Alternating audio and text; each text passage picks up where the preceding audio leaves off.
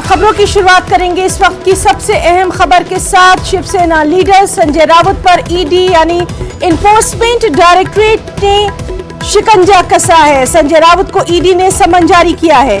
जमीन घोटाला मामले में संजय राउत को यह समन जारी किया गया है। 28 जून को मुंबई में वाक़े ईडी के दफ्तर में हाजिर होने की हिदायत दी गई है। तो इस वक्त की बेहद अहम खबर, शिवसेना लीडर संजय राउत पर इन्फोर्समेंट डायरेक्टरेट का शिकंजा कसा है। जमीन घोटाला मामले में संजय राउत को ईडी ने समन जारी किया है।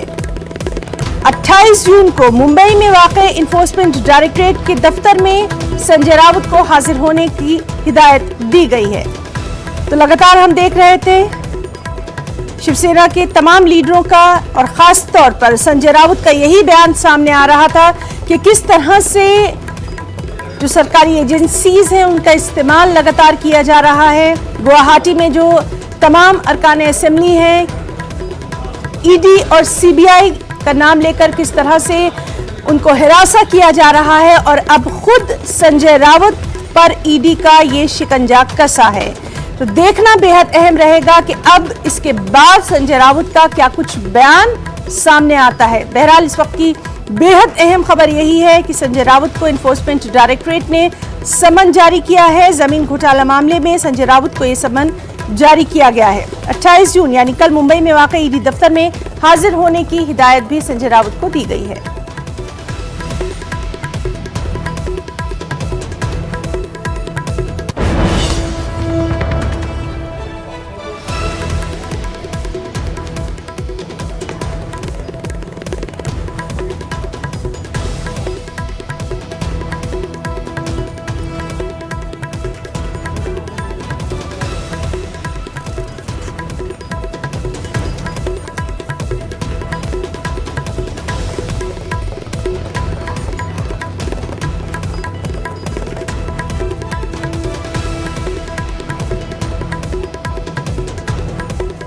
और प्रियंका चतुर्वेदी ने एक ट्वीट किया है कि भाजपा से परम भक्ति का सबसे बड़ा उदाहरण पेश करती हुई ईडी डिपार्टमेंट। तो जिस तरह से हम आपको बता रहे हैं कि शिवसेना के जो तमाम लीडर हैं वो यही कह रहे हैं कि किस तरह से इस्तेमाल किया जा रहा है ईडी और सीबीआई का। और चलिए सीधे रुख करेंगे मुंबई का। हमारे साथ मौजूद हैं हमारे साथी प्रशांत पांडे। प्रशांत, बेहद अहम ये खबर है और सबसे अहम ये देखना रहेगा कि संजय राउत का अब इस ईडी के समन के बाद क्या कुछ बयान सामने आता है।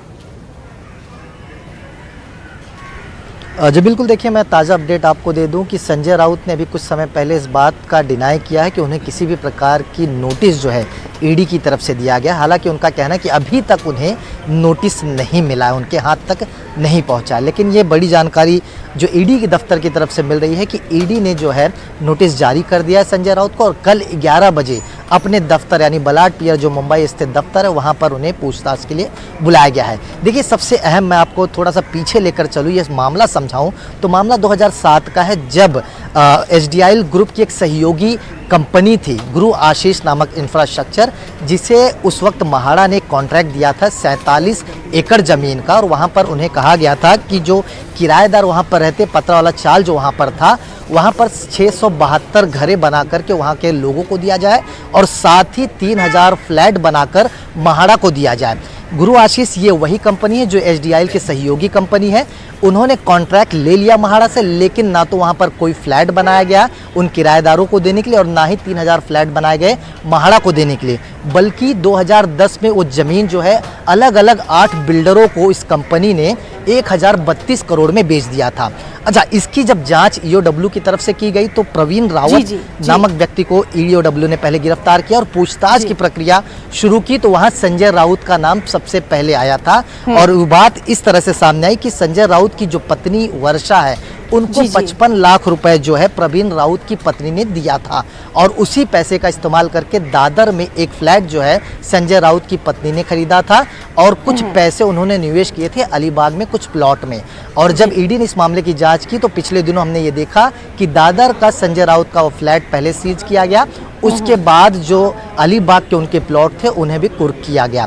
यानी कुल मिलाकर देखा जाए इसी मामले को लेकर के अब संजय राउत को समन ईडी की तरफ से भेजा गया है। अब देखना ही होगा कि जब संजय राउत कल ईडी दफ्तर में हाजिर होंगे तो क्या कुछ इस मामले में अपना जवाब देते हैं। देखिए, ये एक पहलू एक लीगल प्रोसेस है, लेकिन दूसरी तरफ जिस तरह से हमने देखा कि पिछले कई दिनों से महाराष्ट्र में जिस तरह की राजनीति भूचाल मची हुई है, शिंदे गुट और साथ ही साथ उद्धव ठाकरे गुट जो आमने सामने खड़े हैं, तो इसे ये भी कयास लगाया जा रहा है, अटकलें लगाया जा रहा है, क्योंकि शुरुआती दौर से बीजेपी के 3 कार्यकर्ता यानी ईडी, आईटी और सीबीआई, ये नाम जो है अपोजिशन की तरफ से दिया जा रहा है, सेना की तरफ से दिया जा रहा है, एनसीपी की तरफ से दिया जा रहा है, कांग्रेस की तरफ से दिया जा रहा है। उनका कहना है कि इन्हीं 3 एजेंसियों का इस्तेमाल करके जो है महाराष्ट्र में सरकार गिराने की रणनीति बीजेपी की पहले से थी। तो ऐसे में इस वक्त ईडी का नोटिस संजय राउत को जाना, ये अपने आप में कई सवाल खड़ा करता है। देखना ये होगा कि जब संजय राउत के हाथ ये नोटिस आ जाएगा तो क्या कुछ जवाब देते हैं और क्या कल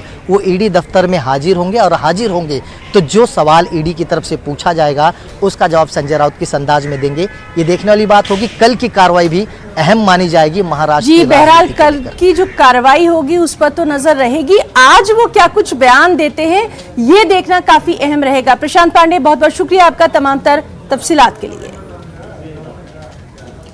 और महाराष्ट्र का सियासी बहरान गहराता नजर आ रहा है। शिवसेना के बागी अरकान असेंबली ने एमवीए यानी महाविकास आघाड़ी हुकूमत से हिमायत वापस ले ली है। सुप्रीम कोर्ट में दाखिल बागी अरकान असेंबली की अर्जी में हिमायत वापस लेने का दावा किया गया है। इसमें कहा गया है कि महाराष्ट्र की एमवीए हुकूमत से 38 अरकान असेंबली ने हिमायत वापस ले ली है, इसलिए हुकूमत को फैसले लेने का इख्तियार नहीं है।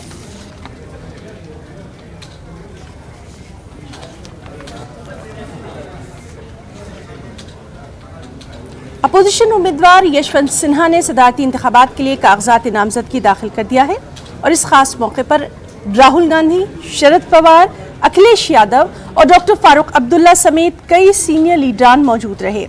अपोजिशन ने ताकत का मुजाहरा किया। यशवंत सिन्हा का मुकाबला एनडीए उम्मीदवार द्रौपदी मुर्मू से है। सदारती इंतखाबात 18 जुलाई को होना है। अरे आप जिसको बता रहे हैं लीडर्स ऑफ पॉलिटिकल पार्टीज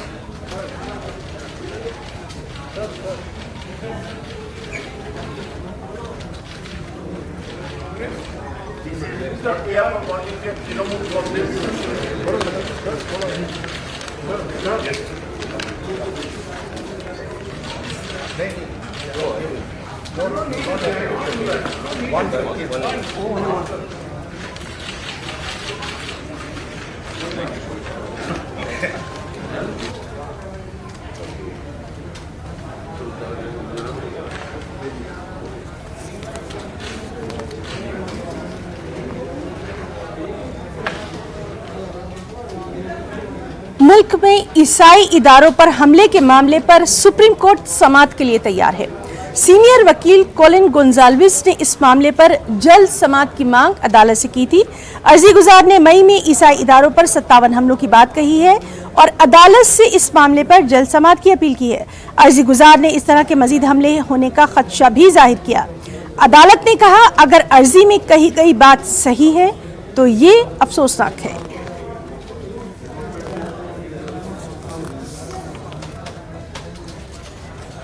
और चलिए सीधे रुख करेंगे दिल्ली का। हमारे साथ मौजूद है हमारे नुमाइंदे सुशील पांडे। सुशील, मुल्क में जिस तरह से ये जो तमाम क्रिश्चियन इंस्टीट्यूशंस हैं उनके ताल्लुक से सुप्रीम कोर्ट अब समाअत के लिए तैयार है, आपसे तमाम तर तफसीलात चाहेंगे। देखिए, साफ तौर से वरिष्ठ एडवोकेट कोलिन गोंजाल्विस की तरफ से याचिका कोर्ट में दाखिल की गई है और ये बताया गया है कि देश भर में मई में अब तक 57 ऐसे ईसाई संस्थान हैं जहां पर हमला हुआ है और भी जो ईसाई संस्थान हैं भविष्य में उनमें उन पर हमला होने की आशंका है। लिहाजा इस पूरे मामले को लेकर सुप्रीम कोर्ट सुनवाई करे और कुछ ही ईसाई संस्थानों पर जिस तरह हमला किया जा रहा है, ऐसे में सुप्रीम कोर्ट को इस पूरे मामले में संज्ञान लेना बेहद आवश्यक है। हालांकि मामले की सुनवाई कर रहे जज जस्टिस सूर्यकांत की तरफ से कोर्ट में ये कहा गया कि जैसा जो वरिष्ठ एडवोकेट कोलिन गोंजाल्विस कह रहे हैं, अगर ऐसा हो रहा है देश भर में तो ये वाकई दुर्भाग्यपूर्ण है। बहरहाल जो याचिका दाखिल की गई है उस पर फिलहाल सुप्रीम कोर्ट सुनवाई के लिए तैयार हो गया है। 11 जुलाई को इस पूरे मामले पर सुप्रीम कोर्ट सुनवाई करेगा। हालांकि कोलिन गोंजाल्विस की तरफ से कोर्ट में ये कहा गया है कि इस समय मामले की सुनवाई करना बेहद आवश्यक है, क्योंकि लगातार ईसाई संस्थाओं पर को टारगेट करके उन पर हमला किया जा रहा है। ऐसे में तमाम ऐसे माइनॉरिटी इंस्टीट्यूशन हैं जिनको बचाना बेहद आवश्यक है। बहरहाल कोर्ट ने कहा कि इस पूरे मामले पे डिटेल में सुनवाई करना बेहद आवश्यक है, लिहाजा अभी इस मामले की सुनवाई नहीं की जा सकती है। वैसे में उम्मीद ये जरूर मानी जाती है कि 11 जुलाई को जब मामले पर खुलेगा, जब अवकाशकालीन बेंच खत्म हो जाएगी, तो उसके बाद इस पूरे मामले की सुनवाई की जा सकती है। तो देखना बेहद अहम होगा कि जब इस पूरे मामले की सुनवाई होगी तो कोर्ट की तरफ से इस प्रकार के इंस्टीट्यूशन पर जिस तरह की आशंकाएं जताई जा रही हैं उनको रोकने के लिए केंद्र सरकार का स्टैंड क्या होता है। लेकिन सुप्रीम कोर्ट की ये टिप्पणी कि जिस तरह की चीजें अभी हो रही हैं वो दुर्भाग्यपूर्ण है, ये अपने आप में काफी महत्वपूर्ण है। बिल्कुल सुशील, और बहुत बहुत शुक्रिया आपका तमाम तर तफसीलात के लिए। रुकना चाहेंगे एक छोटे से ब्रेक के लिए? चलो ठीक है।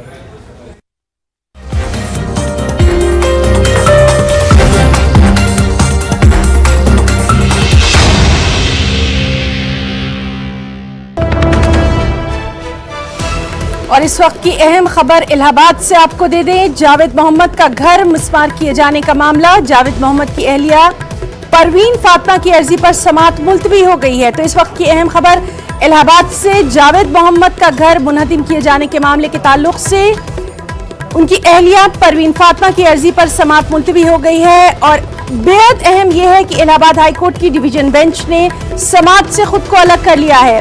केस चीफ जस्टिस को अब रेफर किया गया है, यानी अब नई बेंच इस केस की समाअत करेगी। और जराए के हवाले से ये खबर आ रही है कि कल हो सकती है इसकी समाअत। तो इलाहाबाद से अहम खबर, सीधे रुक करेंगे इलाहाबाद का। हमारे साथ मौजूद है हमारे साथी मुश्ताक आमिर। मुश्ताक, आपसे जानना चाहेंगे क्या कुछ है तफसीलात? बेहद अहम मामला रहा है, अब समाअत जो है वो मुलतवी हो गई है। हिना बिल्कुल सही कह रही हैं कि परवीन फातिमा का जो मकान जो जावेद मोहम्मद के नाम से गिरा दिया गया था, इस मुकदमे पर सबकी निगाह है और खासतौर से मीडिया की और भी लोगों की कि आज क्या होना था और किस तरह से उसकी समाअत होनी थी। लेकिन समाअत जो है वो टल गई है। जस्टिस सुनीता अग्रवाल और जस्टिस विक्रम चौहान की डिविजनल बेंच ने इस मामले की समाअत से, इसकी हेयरिंग से खुद को अलग कर लिया है और अब ये मामला चीफ जस्टिस के बेंच में जाने की उम्मीद है। तो ये एक बड़ा मामला है कि आमतौर से इस तरह के मामले डिविजनल बेंच में जब जाते हैं तो उसकी समाअत होती है, लेकिन डिविजनल बेंच ने इस मामले से खुद को अलग कर लिया है और ये मामला अब सीधा चीफ जस्टिस के कोर्ट में पहुंच गया है। लेकिन अभी ये कोई तारीख इसमें नहीं लगी है। ये उम्मीद जताई जा रही है कि कल या उसके बाद की कोई तारीख होगी जिस पर समाअत हो सकती है। तो बेहद अहम मामला है परवीन फातिमा के मकान के इंतजाम का, जिसको जावेद मोहम्मद के मकान के नाम पे गिरा दिया गया था और जिसको ये चैलेंज किया गया है कि इसको गैर कानूनी तौर से गिराया गया है। जी मुश्ताक आमिर, बहुत बहुत शुक्रिया आपका अदा करना चाहेंगे तमाम तर जानकारी के लिए। कल समाअत के ताल्लुक से तमाम तर अपडेट अपने नाज़रीन को देते रहेंगे। बहुत बहुत शुक्रिया आपका। और महाराष्ट्र की सियासी हालात पर लगातार हमारी नजर बनी हुई है। इस वक्त की एक और अहम खबर आपको दे दें। उद्धव हुकूमत का एक बड़ा फैसला सामने आया है। बागी उजरा के खिलाफ उद्धव ठाकरे कार्रवाई करेंगे। उन्होंने कार्रवाई की है। बागी अरकान असेंबली के कलमदान छीन लिए गए हैं, यानी अब एकनाथ शिंदे वजीर नहीं रहे। साथ ही 9 बागी अरकान असेंबली के कलमदान दीगर एमएलएस को दे दिए गए हैं। तो लगातार जिस तरह से हम आपको बता रहे हैं, उद्धव ठाकरे भी जारहाना मोड में नजर आ रहे हैं। मीटिंग्स का जो दौर लगातार हम देख रहे थे, उसके बाद अब ये तमाम तर कार्रवाई यहां नजर आ रही है। बागी उजरा के खिलाफ उद्धव ठाकरे की अहम कार्रवाई, अरकान असेंबली के जो बागी हैं उनके कलमदान छीन लिए गए हैं। सबसे अहम कि एकनाथ शिंदे अब वजीर नहीं रहे। साथ ही 9 बागी अरकान असेंबली के कलमदान भी दीगर एमएलएस को दे दिए गए हैं। तो बेहद अहम खबर महाराष्ट्र की सियासत पर लगातार नजर बनी हुई है। अब एकनाथ शिंदे वजीर नहीं रहे। सीधे रुख करेंगे मुंबई का। हमारे साथ मौजूद है हमारे साथी अमित राय। अमित, जानकारी चाहेंगे, बेहद अहम ये खबर है और इसका क्या कुछ असर जो है वो आगे आने वाले दिनों में पड़ेगा? देखिए, निश्चित तौर पे बहुत बड़ा एक्शन जो है उद्धव ठाकरे ने लिया है। सभी बागी मंत्रियों के विभाग जो है वो वापस ले लिए गए हैं। यहाँ पर मैं आपको खबर दे दूं कि एकनाथ शिंदे का विभाग जो है वो सुभाष देसाई को जो है दिया गया है। उसके अलावा मैं आपको बताऊं कि गुलाब राव पाटिल का विभाग जो है, जो जल संपदा विभाग है, वो अनिल परब को दिया गया है। दादा भूसे जो कृषि मंत्री थे उसका विभाग जो है संदीपान आसाराम भूमरे को दिया गया है। उदय सामंत जो उच्च तांत्रिक शिक्षण विभाग था वो आदित्य ठाकरे को दिया है। तो सभी 9 मंत्रियों के विभाग जो छीन लिए गए। उद्धव ठाकरे के सामने उस पर कहना है कामकाज जो है प्रभावित नहीं होना चाहिए। इसके अलावा जो गृह राज्य मंत्री जो थे शंभूराज देसाई, उनका पदभार भी जो है यहाँ पर विश्वजीत कदम को दे दिया गया है। तो लगातार जो है यहाँ पर एक के बाद एक अपडेट आ रहे हैं। मैं एक और अपडेट मैं आपको दे दूं कि जो नोटिस दिया गया संजय राउत को, संजय राउत ने सम्मन दिया गया उसको उन्होंने ट्वीट करके कहा है कि कहीं न कहीं जो है ये फंसाने की कोशिश जो है वो की जा रही है यहाँ पर। तो संजय राउत को सम्मन भेज के कल बुलाया गया है। मैं आपको जानकारी दे दूं और उन्होंने जो भी ट्वीट करके कहा कि जिस तरह से मुझे ईडी द्वारा सम्मन दिया गया है, कहीं न कहीं खेल जो है अब शुरू हो गया है यहाँ पर और कहीं न कहीं केंद्रीय एजेंसियों द्वारा परेशान किया जा रहा है। और अब समझ में आ रहा है कि ईडी का नोटिस जो है क्यों आया है। तो लगातार एक के बाद एक करके शिंदे गुट जो है वो उद्धव ठाकरे गुट पे हमला कर रहा है। वहीं उद्धव ठाकरे गुट जो है वो भी जो है लगातार एक्शन एक के बाद एक ले रहा है। अमित, आपसे ये भी जानना चाहेंगे, लगातार हम देख रहे थे कि पिछले कुछ दिनों से मीटिंग्स का दौर जारी था, चाहे गुवाहाटी में मीटिंग हो रही हो या फिर मुंबई में मीटिंग हो रही हो, और अब एक्शन मोड में नजर आ रही हैं दोनों ही तरफ के तमाम लोग। देखिए, निश्चित तौर पे उद्धव ठाकरे ने साफ कह दिया था, आदित्य ठाकरे ने भी कहा था कि हमारे दरवाजे खुले हैं, जिसको जाना है जाए, जिसको आना है आए। लेकिन जो भाग गए वो शिवसैनिक नहीं है। ये वही लोग थे जो कहते थे कि मरते दम तक शिवसेना नहीं छोड़ेंगे, लेकिन उन्होंने शिवसेना के साथ, बाला साहब ठाकरे के साथ, उद्धव ठाकरे के साथ जो है और शिवसैनिकों के साथ जो है गद्दारी किया, उनका अपमान किया है। तो ऐसे गद्दारों को जो शिवसेना में रहने का कोई अधिकार नहीं, जिसको जाना है जाए। मैं फिर से अपनी शिवसेना खड़ा करूंगा, फिर से जो है विधायक हमारे जीत के आएंगे। और जिस तरह से शिंदे गुट ने जो है सुप्रीम कोर्ट की याचिका में साफ तौर पे इन्होंने ये कहा कि हमने अपने 38 विधायकों का समर्थन वापस के लिए सरकार अल्पमत में है, लेकिन ये याचिका अभी सिर्फ जो याचिका दी गई उसमें स्पष्ट किया गया है राजभवन के पास अभी तक लेटर इस तरह का राज्यपाल पर नहीं भेजा गया। जिस तरह से इनके रुख है शिंदे गुट के, साफ तौर पर स्पष्ट हो गया कि अब ये अपनी भूमिका स्पष्ट कर रहे हैं कि ये महाविकास आघाड़ी सरकार से निकलेंगे। वहीं दूसरी तरफ उद्धव ठाकरे भी हार मानने की कोशिश नहीं कर रहे हैं। पहले जो उन्होंने एक भावनात्मक कार्ड खेला, लोग समझाने की कोशिश की, उसके बाद वो एक्शन पे आ गए हैं। सड़कों पर भी हम देख रहे हैं विरोध प्रदर्शन हो रहा है। वहीं दूसरी तरफ एकनाथ शिंदे के जो बेटे हैं, जो सांसद श्रीकांत शिंदे, वो थाने में शक्ति प्रदर्शन कर रहे हैं और साफ तौर पे ये कह रहे हैं कि जिस तरह संजय राउत की भाषा है वो ठीक नहीं है और हमने समर्थन महाविकास आघाड़ी सरकार से ले लिया है। लेकिन इस समर्थन की चिट्ठी मैं आपको स्पष्ट कर दूं, अभी तक राजभवन राज्यपाल के पास नहीं पहुंची है। तो लगातार एक के बाद एक करके जो है नई जो है चीजें जो है निकल के सामने आ रही हैं। बिल्कुल, तो क्या कुछ बयानात सामने आते हैं ईडी के समन के बाद संजय राउत की तरफ से? आज शाम को कई अहम अवामी जलसे से खिताब करने वाले हैं उद्धव ठाकरे, आदित्य ठाकरे भी। इन तमाम चीजों से मुताल्लिक लगातार अपडेट हम अपने नाज़रीन को देते रहेंगे। बहुत बहुत शुक्रिया अमित आपका तमाम तर जानकारी के लिए। मरकजी वजीर अक़लियती उमूर मुख्तार अब्बास नकवी ने कुर्बानी पर पाबंदी की बात को सिरे से खारिज कर दिया है। न्यूज़ 18 से बात करते हुए मरकजी वजीर मुख्तार अब्बास नकवी ने कहा कि एनिमल हस्बेंड्री ऑफ इंडिया की जानिब से स्लॉटर हाउस के लिए मुसलसल एडवाइजरी जारी की जाती है, लेकिन इसका ताल्लुक कुर्बानी से नहीं। कुर्बानी को लेकर अफवाह फैल रही है। हमारे साथ पूरे मसले पर बात करने के लिए मौजूद हैं वज़ीर बराए अक़लियती उमूर मुख्तार अब्बास नकवी साहब।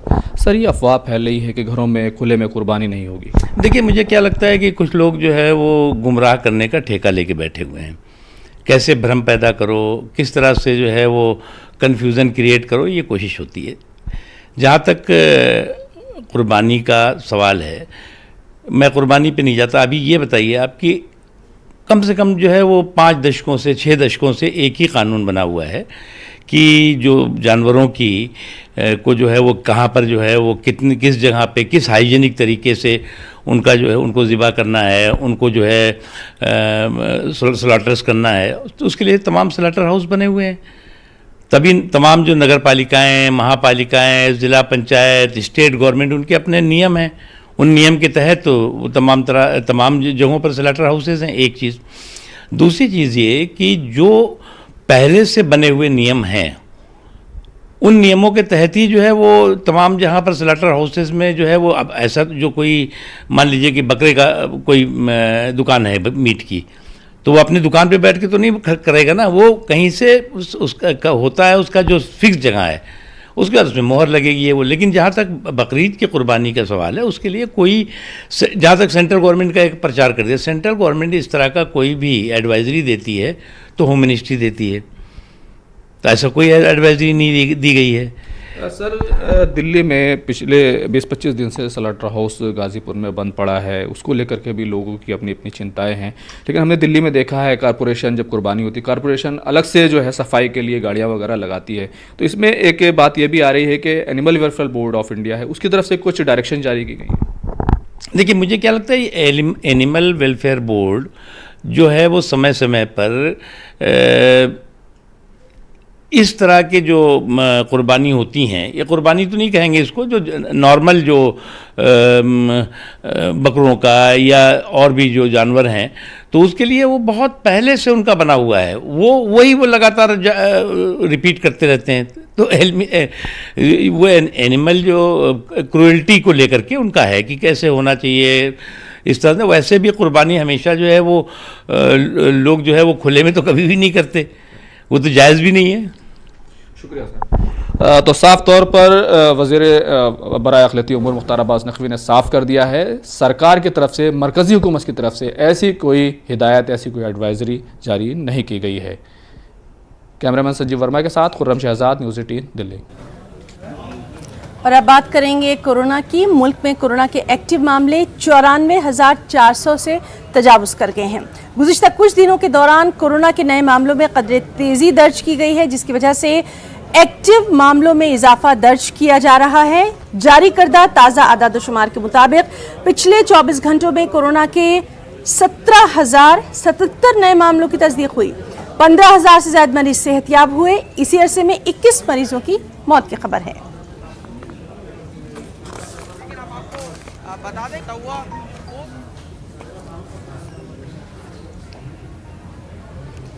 MPPSC के इम्तिहान में कश्मीर को लेकर पूछे गए सवाल का तनाज़ा ख़त्म भी नहीं हुआ था कि MPPSC की आंसर शीट में गलत जवाब को लेकर एक नया तनाज़ा शुरू हो गया। कांग्रेस ने MPPSC के इम्तिहान की आंसर शीट में गलत जवाब दर्ज किए जाने को लेकर हुकूमत को न सिर्फ तनकीद का निशाना बनाया, बल्कि पेपर तैयार करने वाली कमेटी के खिलाफ कार्रवाई का मुतालबा किया। वहीं शिवराज सिंह हुकूमत के सीनियर काबीनी वजीर विश्वास सारंग ने कांग्रेस पर नेतागिरी करने का इल्जाम लगाया। उनका कहना है कि मीडिया में खबर आने के बाद न सिर्फ इस गलती को सही किया गया, बल्कि सवाल बदलने के साथ कार्रवाई करने की हिदायत भी जारी की गई। PSC का एक नया कारनामा सामने आया है, जिसमें मध्य प्रदेश की PSC द्वारा जो प्रोवाइड की गई आंसर शीट है, उसमें आंसर गलत। विशेषज्ञ कह रहे हैं कि ये उत्तर गलत है इसमें, और अगर उन उत्तरों के बारे में जो प्रतियोगी है या अन्य कोई आदमी आपत्ति उठाता है तो प्रति प्रश्न उस पर जो है 100 रुपये की उससे फीस वसूली जा रही है। एक तो गलत उत्तर आप बता रहे हैं, और अगर कोई उसको इंगित कर रहा है तो उससे 100 रुपये फीस वसूली जा रही है। ये कौन सा न्याय है? मध्य प्रदेश सरकार PSC की प्रतिष्ठित परीक्षा को क्यों व्यापक बनाने पर तुली हुई है? 2019 की जो PSC परीक्षा है उसे अदालत ने निरस्त कर दिया और लाखों विद्यार्थियों का जो है भविष्य चौपट हो गया है। और अब जो नई नई परीक्षाएं हो रही हैं उनमें इस तरह के ड्रामे हो रहे हैं, राष्ट्रद्रोही प्रश्न पूछे जा रहे हैं, आंसर शीट गलत दी जा रही है, और अगर उत्तर उन्हीं के आधार पर मूल्यांकन किया जा रहा है। ये कौन लोग घुस गए हैं परीक्षा प्रशासन में PSC के, जो PSC को व्यापक बनाने पर तुले हुए हैं? सरकार को इसका जवाब देना चाहिए। कांग्रेस को नेतागिरी करनी है, राजनीति करनी है। कांग्रेस के बयान तो मीडिया की सुर्खियों के बाद आते हैं। अच्छा होता कि ये मुद्दा कांग्रेस पहले उठाती। मैं तो मीडिया को बहुत बधाई दूंगा कि मीडिया ने समय रहते हुए हमें ये जानकारी दी, और मीडिया ने हमें जानकारी दी। गलती हुई थी तो दोषी पर कार्रवाई की भी हमने निर्देश दिए हैं, और ये भी सुनिश्चित किया है कि वो प्रश्न पत्र से वो प्रश्न हटे। तो न्यूज़ रूम लाइव में आज के लिए फिलहाल इतना ही। हमारी पूरी टीम को दें इजाजत। आदाब।